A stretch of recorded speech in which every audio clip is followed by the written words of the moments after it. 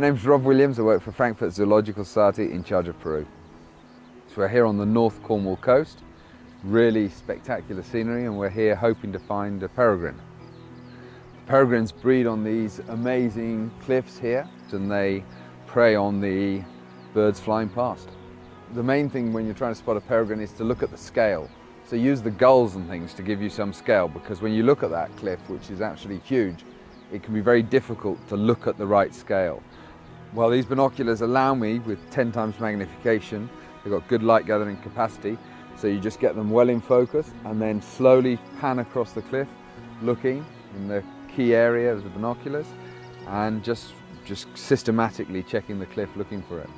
Yeah, the first thing I noticed is they're incredibly light, and the other thing I've noticed is that the balance of them is way back at the focus wheel and actually slightly behind. It's up near the ocular lens. In most binoculars it tends to be the heaviest glasses down near the objective, and so your balance is slightly pulling you down. Whereas when you've got these up against your eye, they're sort of pushing back into your face slightly, and they're very comfortable to hold, and for a long period, very still. In the nature observation market, people want lightweight binoculars.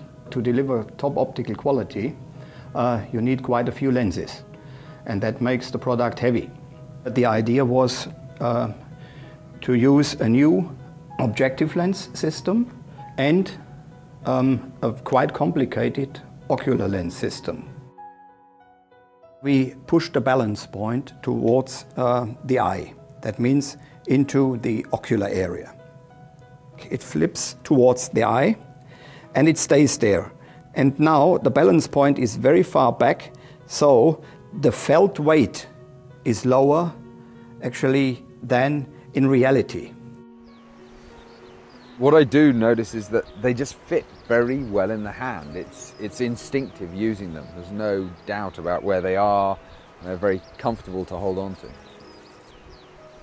The armoring is extremely soft, so it feels much better in the hand, and it also absorbs shock much better than other armorings. It's a little bit longer here in the objective area, so that adds a few millimeters, but gives a lot of protection for the objective lens system. If you put it on the table, you know, it dampens perfectly.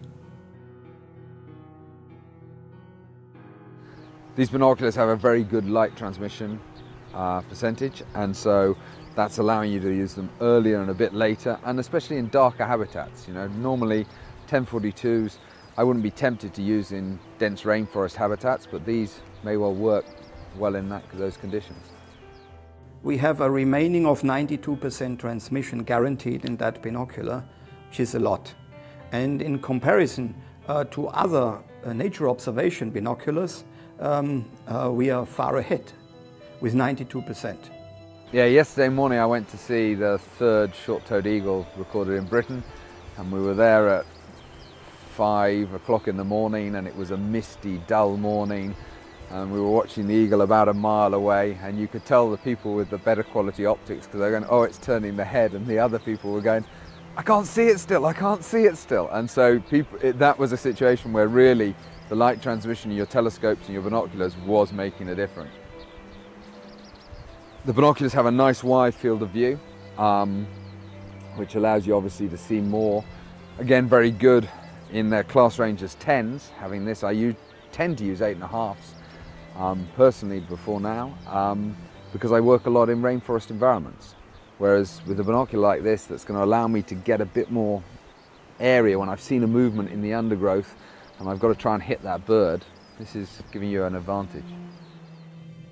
And we have to consider that the edge is completely sharp.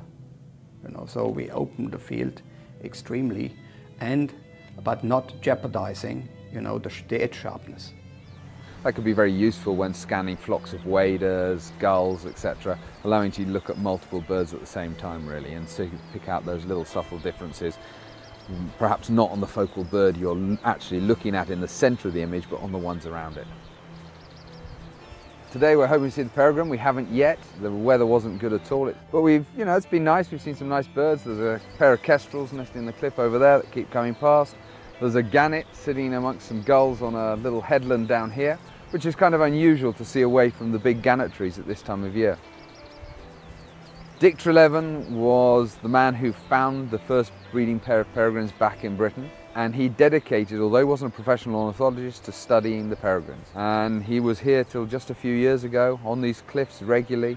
Even in his old age, the farmer would kindly let him drive into this field so he could get right here, people could bring him here, studying and watching the peregrines. It was a great privilege. Some of my earliest birding memories are sitting just down there with Dick and my father watching peregrines when I was 7, 8, 9, 10 years old.